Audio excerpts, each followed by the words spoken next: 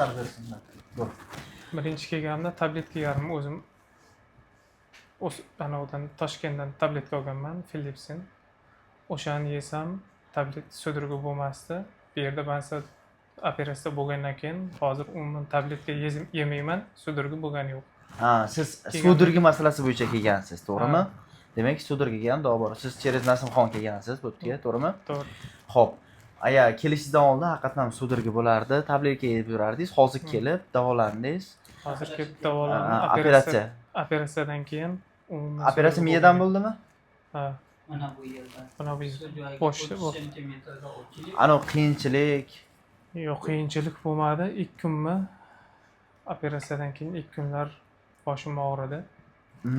Hozir Hozir hech qanaqa muammo yo'q. Hech qanaqa og'riq. Boshqalarga bemalol tavsiya etasiz keladigan Tavsiya insonlarga etaman. sudirgi masalasi bo'yicha. So'dirgi borlar ertaroq, masalan, masalan bo'yicha so'dirgi bo'ladiganlar shu yerga kelsa, yaxshi davo topib, yaxshi rivojlanadi. Bo'ldi. Siz vaqtida kelganingizga xursandsiz, Hindistonga kelganingizga. Vaqtida kelganim. Yaxshi. O'zingiz qayerlisiz? O'zim Jizzax viloyati Baxmal. Jizzaxdan, Baxmaldan kelgansiz.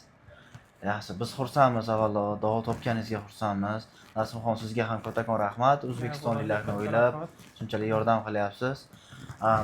Boshqalar ham bo'lsa, xuddi shunaqa qiynalib yurganlar davosi mana aka o'zlari og'izlari bilan aytib turibdilar.